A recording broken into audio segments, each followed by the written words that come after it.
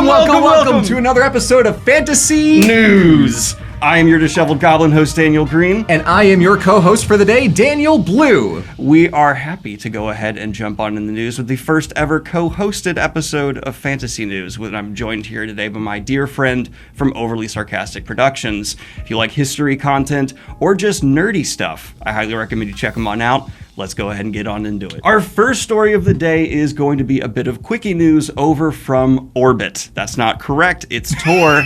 It's Tor. Oh no, AP announced it originally. V.E. Schwab's next book, she's big enough. AP, the Associated Press, has announced that we are getting Bury Our Bones in the Midnight Soil. And from the mock-up I'm seeing here, this is going to be a pretty thick book. I hope this, did they make? I don't that's think hefty. Yeah, that's a lot of pages. I don't think that's accurate. That's gotta be clip art. That's a clip art. They've put the title on. I'm 100% sure. And it is going to be on the shelves in June of 2025 with a special surprise.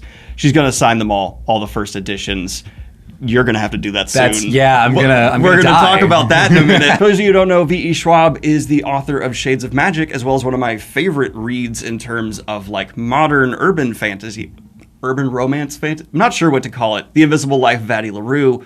If you've read no V.E. Schwab, I'm just going to call you out. That's why I'm covering this story. I've read so little of stuff written after the 1700s, my guy. And for a very exciting cover reveal, we have A Pirate's Life for Tea by Rebecca Thorne, which is a sequel to another book about piracy and tea. We're getting a tea cinematic universe. This is extremely exciting for me personally. A pirate-themed cinematic tea universe. Yes, exactly. Even better. Teeniverse sounds wrong. No. Back it up. Okay, so you just said you have not read many books post-1700s. Have you read pre-1700s pirate literature? There was none. That's so disappointing. 1700s was the golden age of piracy, so that's when it all started to show up. Yeah, I guess there wasn't as quick a media reaction. No, the artists were not exactly in the field covering the events to bring it to adoring readers back home in England. All right. Pirate's Life for Rebecca Thorne. God damn it. Okay. Again. I'm so happy other people get to witness this struggle. I deal with this every day. And for this next story, we have more art reveals happening for the Sun Eater series for the Howling Dark. This reveal is brought to us by Patrick Leo and his work with the Broken Binding. This is... It's giving me badass Sun Eater. It's also giving me alien BDSM, both of which absolutely work. This is, it reminds me of concept art for the beginning of episode 7 in Star Wars. Oh yeah, I see that a little bit. Yeah, a little bit. I also really didn't picture you haven't read Sun Eater, but I'm just going to say, did not picture the, I'll call them alien threat, having that good of abs. That is a remarkably jacked even alien. More threatening. And this art is by Renee Agner. And for this next story, I'm going to let Blue take you on a journey to hell. And we will be guided by our buddies Dante and Virgil because Beehive Books is coming out with an illuminated edition of Dante's Inferno on Kickstarter for $100 for a physical release. This is a fascinating edition. There are a lot of Dante's Infernos that have been done out there, a lot of art styles that have graced the pages of this classic of the 1300s. But I really like what they're doing with the illustration style for this book. It's almost like a kind of Lindisfarne Gospels-y Northern European style that doesn't typically pair with the Inferno and the very, Italian setting, but I'm kind of into it. I really like what they're doing with this. It's bold and it's different, which I really think is a cool way to tackle the Inferno. Everything you said is probably way smarter than what it reminded me of, but I was thinking of like the sides of like Greek pottery. Like it has a lot of that art style. Yeah, it's got a little bit of that, yeah. And I think that's kind of brilliant. Like this is one of the clear examples, in my opinion, of like a book can be just a book, and that's great. I love that. And it can also be an art piece. Yeah. And like the same way I am willing to spend money for art on a wall, I'm willing to spend money on stuff like this. I have a high standard for it. I'm willing to be critical. I think it's kind of bold to take on Dante's Inferno, which is something that's been reprinted to death. But damn, way to stand out. Yeah. Like, this actually stands out really well. Yeah, this is gorgeous. And there's a lot of art that's in here too. It's easy to just, throw a fancy cover, throw a fancy end cap on and be like $100, but no, this looks really nice. I quite like this. If I didn't already have so many editions of Dante, I'd probably be getting one of these. It's a very well-chosen style. I gotta give him credit for that. This has not hit its funding goal yet, but if you're interested in getting your own special Greek pottery, not whatever nerd He said edition of Dante's Inferno. Check out the link in the description down below. But now, next news. To me! Hi, I've kicked out Daniel and this is my kingdom now. I am very excited to let you know that I am working on a book of my own. It is called The Veneziad.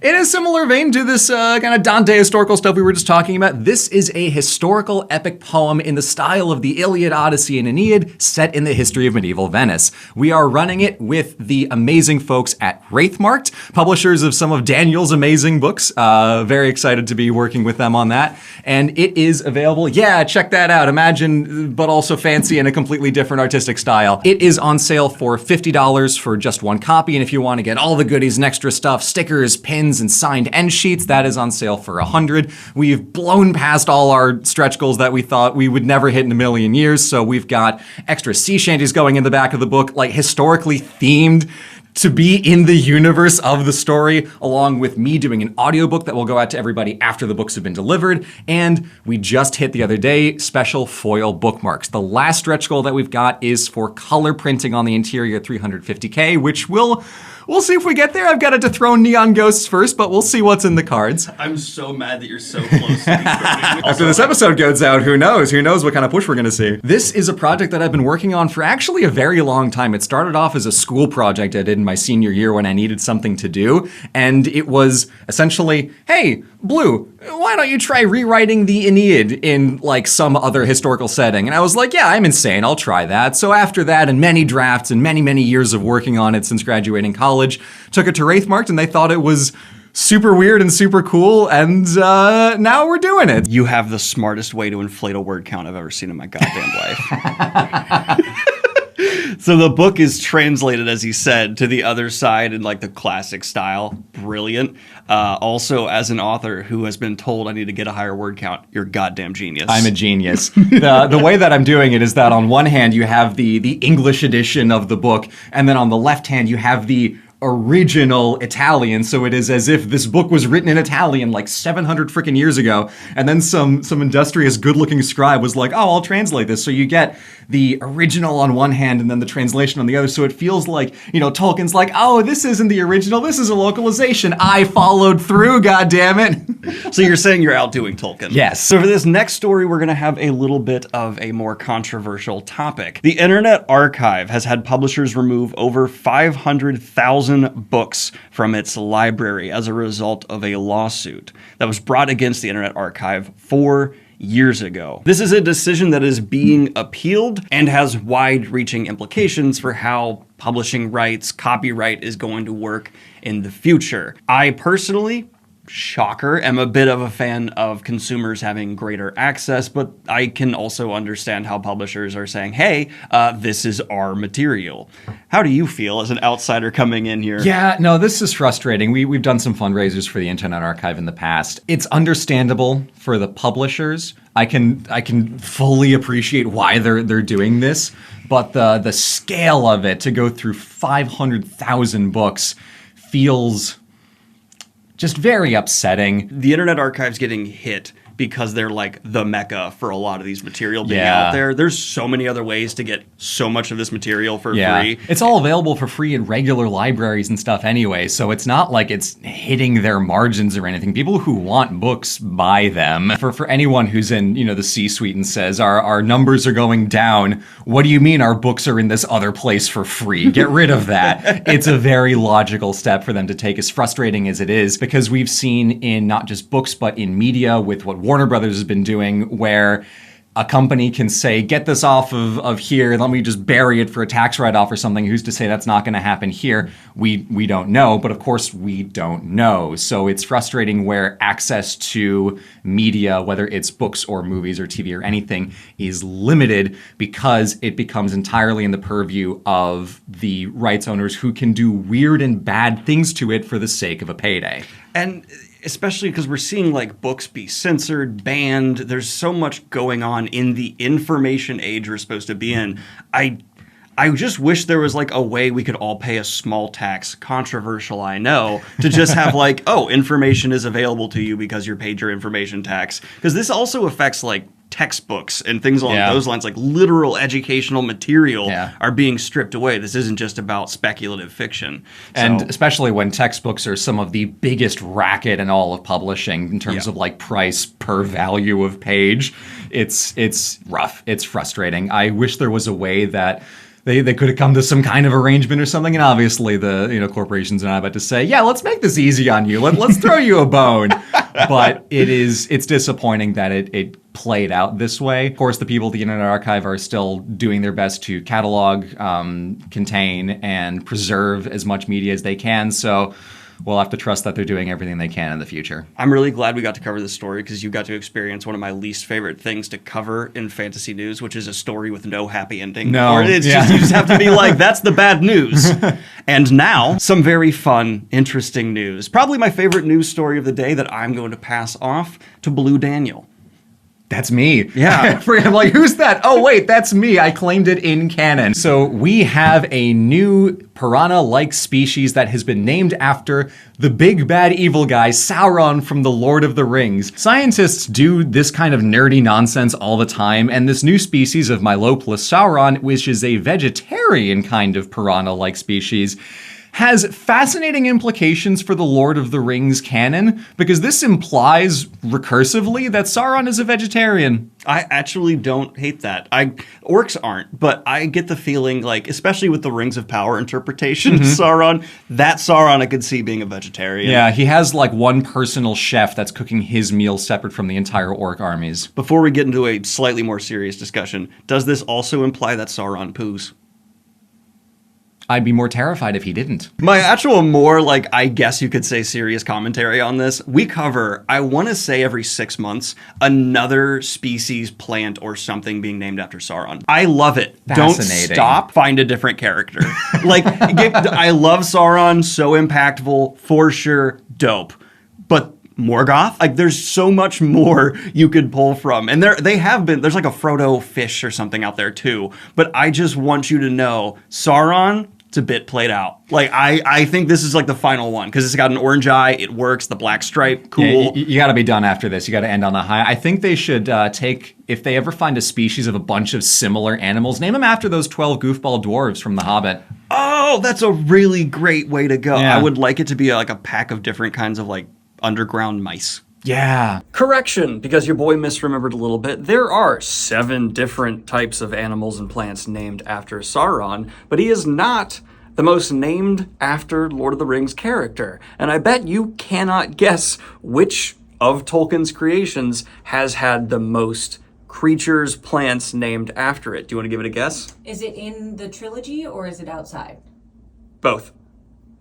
Elendil? It's that Gollum.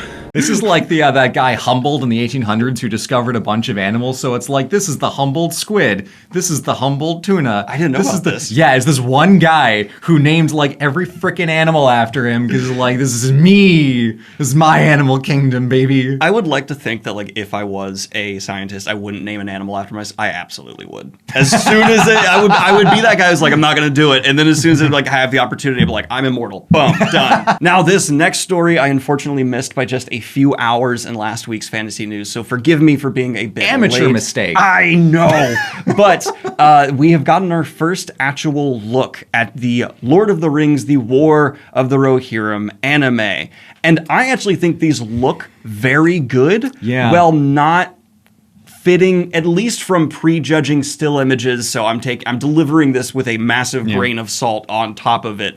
Not super Lord of the Ringsy to me, much more, as you agreed with me earlier, Castlevania. This is like Castlevania on steroids, which is a good art style. Yeah, like that's not an insult Yeah. in any way, shape, or form. I'm going to need to see how this looks in motion, because even something as simple as like the FPS choice, whether it's like 3024 or like less in the case of like Spider-Verse style, Yes. will have a real impact on what this looks like as it plays out, because these are very detailed models. My final comment on this, though, is I'm just really pumped to see animation animated Lord of the Rings. Yeah. That's kind of a new foray, and if this is a success, I'd be fine. Like, I don't want to see a new 3 Lord of the Rings trilogy live action. I mean, we know it's coming eventually. It is, for sure. But an animated adaptation, sure. Yeah. Like, I'm always interested in seeing a story enter a new medium. So Yeah. this is No, exciting. For sure. Yeah, because the benefit of going into a new medium is that you get the same story, same world that you like, but it doesn't intrinsically feel like it's competing with the thing that you liked from before.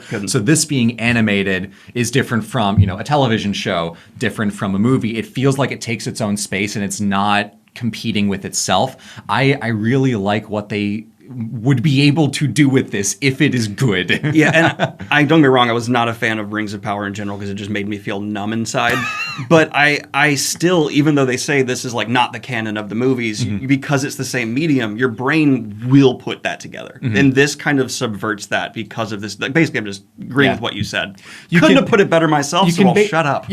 You can basically skip ahead to this being like, these are the stories people tell. Yeah. And the fact that it's not photorealistic makes you think, yeah, I can feel this like being around a campfire, which is why I like the second image, the one of is that Strider? Looks kind of Stridery. Whoever the hell that middle guy is. I like that because that's got the kind of dusky campfire, we're telling stories, at night feel, whereas the first two look almost a little too clean. Yeah. Dirty up the frame a little bit. Now, for this next piece, I am going to introduce a bit of a fun game. And I'm specifically doing this because I have a co-host with me. There are a plethora, a bushel, several upcoming Game of Thrones planned adaptations. And we have had a new list published of the current status of each of them. I am going to read off the title of them, and Blue is going to have to tell me whether or not they are canceled, in development, too early, or not real. That's right, I'm going to slip in a couple of fake ones. Damn. Let's go ahead. First, I'm going to start off with an easy one. House of the Dragon. Season 2 is happening right now. Correct! That's the only one I'm going to get right this whole game. The Jon Snow Show.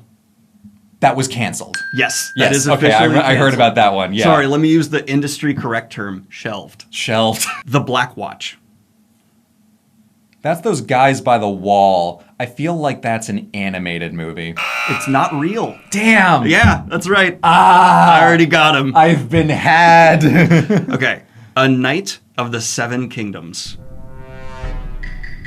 The way you read it makes me think it's real. I'm gonna assume they've just announced it, but there's nothing more concrete than that. Exactly right. That is pre-production Boom. across the board. Yeah. Flea Bottom. Oh, God. What the hell is that? It's finished shooting. It releases next year. Canceled. Damn it. And this one, not shelved, canceled. As far as I'm aware, those are the same thing. Okay, I think shelved is them being like, in the future, we might dust this off. Well, cancel is them being like, we're No way. sorry we ever said this. Yeah.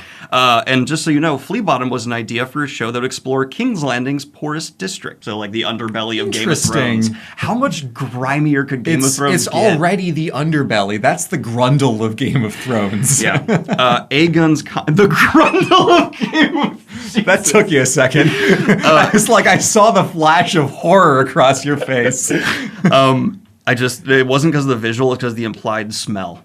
Aegon's Conquest. I've heard of this. This is a thing they're doing. It's like coming out in a couple of years, right? So what would you call that? In production? In development. In development. Correct okay, across yeah. the board. 10,000 ships. Well, Daenerys kind of forgot about the Black Fleet. So I'm going to assume the studio is going to forget about it too, and it's in production but going to be canceled. It's currently shelved. So you're close. Yes. You were close. Close, You were close. close. Yeah. Sea Snake / 9 Voyages. Pre-production. That is currently in development. So you're correct. Wow, I'm going to okay. count that as Wow, correct. cool, well cool. done. Blood Moon. Canceled. Yes! Damn! Dude, for someone who's not even watching House of the Dragon. Tapped in. Okay. The Golden Empire. If House of the Dragon wasn't called House of the Dragon, I would assume it's called Golden Empire. I don't know enough Game of Thrones lore to know who else would be. Oh, is this some like Esteros shit, like the Eastlands? I say nothing. Pre-production. To be determined. So it's apparently something they've literally been like, this is happening. In development? Maybe. The People's Rebellion.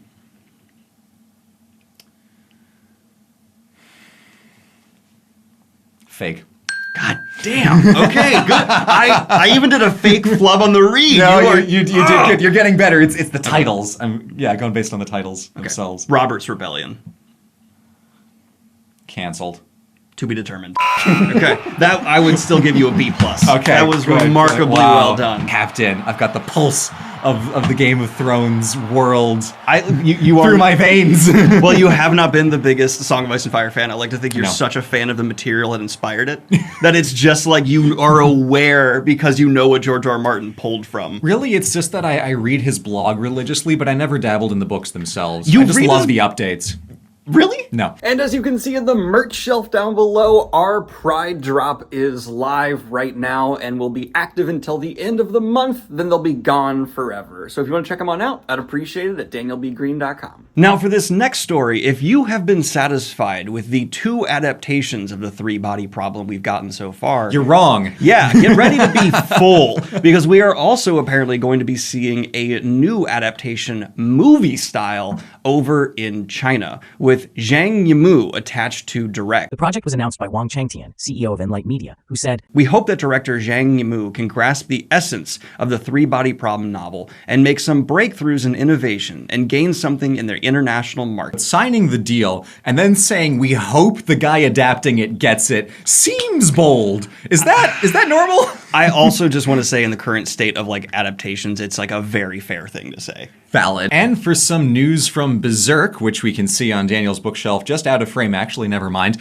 We are getting a new set of bookends based on Guts' Dragon Slayer sword, done in the style of the manga, which is honestly really impressive for something like in 3D. It's hard to make something pop off the page, but I mean, as far as I'm aware, it looks pretty cool. I like how you said it's hard to pop off the page when they literally have torn it out. They are removing it from the page.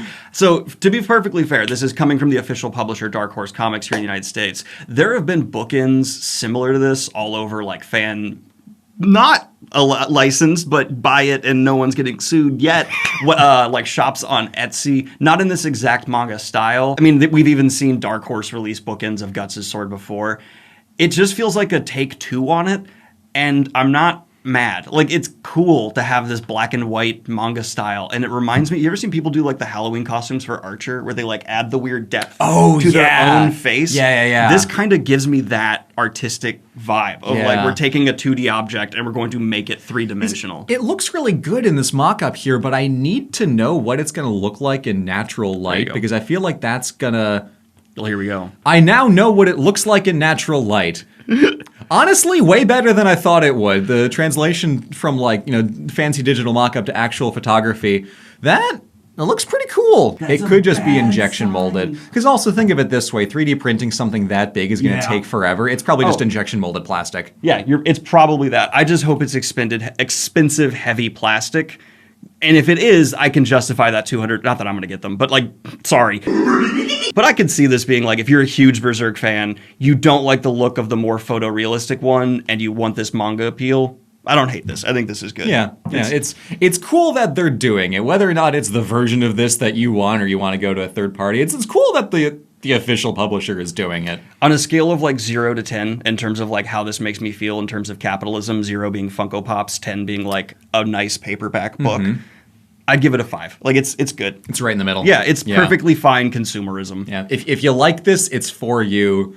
But you need to really like this. And I'm happy to say this next story is based off of Blue Here's favorite show of all time. So I'm going to let them take it away. Daniel was joking, but like honestly, maybe not that far off, because we are getting a second season of Delicious in Dungeon, also known as Dungeon Meshi. This was announced right after the series finished airing in the English-speaking world on Netflix, and I could not be more thrilled. I've been watching along with this since Red actually got me on it a while ago, and some of my buddies and I were watching each episode as it comes out, and they were like, "Oh man, when are they gonna announce the next season?" And I said, "Wait, they're gonna wait until the last season, the episode drops, and then they're gonna announce it." And then that's exactly what happened. It is a simuldub being made by Studio Trigger, released episodically, and then dubbed over, like I think week to week in the States by an incredibly talented voice cast. We've got Sungwon Cho, Pro ZD as Senshi. We have Damien Haas as Laios, and a bunch of other very talented voice actors for the rest of the cast. cast. I love this. I should say, what is Dungeon Meshi? It is essentially a D&D campaign where you're going down into the dungeon, but you are cooking and eating the monsters. It's very fun, very clever. It's such a love letter to food and the experience of eating with people you love. It's such a sweet show that has a lot of really interesting lore and world building and character stuff going on, but the core of it is going into a dungeon, cooking up a basilisk, and having a delicious little dinner for yourself. It is so fun, so clever, such a good time. I am so glad they're doing a second season. And every time I've like come across another party in D&D and killed them, I've always wanted to eat them. And I'm really excited that we're finally getting a show that has the potential of that. They do not eat people. Wait, that is a plot point in a later episode. Wait, I have a question. Where's the line? Like, is a goblin too humanoid, or will they eat a goblin? That actually is an important plot point, so you'll have to watch. I'll waffo. I'll watch and find out. And for this next one, I'm going to give strong opinions because we are getting yet another Zack Snyder project over at Netflix, and this is for Twilight of the Gods. It's being marketed as a Zack Snyder project in many ways that you're seeing. You said Snack Snyder. You're going to want to take that one again. Nope. Sorry, buddy. No, I'm going to put his face with a Twix over it. This is a Zack Snyder project in the sense that it is something he's going to direct a few of the episodes. He's involved in these creative steps I'm putting on screen now. And I think Zack Snyder has potential. I know he has made good things in the past. He is on a, let's call it, not winning streak for me that is making me hesitant to consume anything with his name on it. I consider Rebel Moon 1 and 2 to both be bafflingly bad. I just hope that animation and maybe other people being involved with scripting result in this being something that shows the potential we know Zack Snyder has had in the past. Is that a fair... Was I nice enough? No, that's very fair. Okay. Where I disagree is that I don't think that's what's going to happen. But if there was ever a shot, this is it. Looking at the trailer for this gives me the sense of like Zack Snyder trying to emulate the feeling and like animation grandeur of like a Genndy Tartakovsky project, like your Samurai Jack, Primal, those kinds of things. And I feel like that's a space that Zack could do really well in because his bombastic, over-the-top explosions and slow-mo happening all at the same time works well in an animated medium. Also because you can get away with having your characters say a lot less.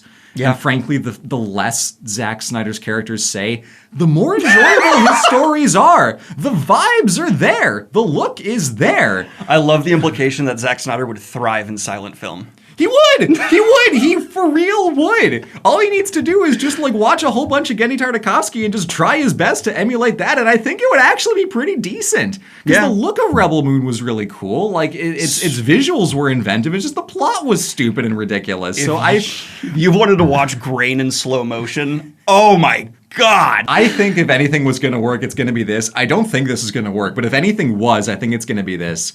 Yes, I agree with that, and I also am excited to see him take on like Nordic mythology. That's cool. Yeah, no, like, I think it's really neat. For no matter what, the people who make those compilation videos on YouTube of like badass moments from battles, they will be happy. Yeah, field day. I'm glad Zack Snyder exists for them.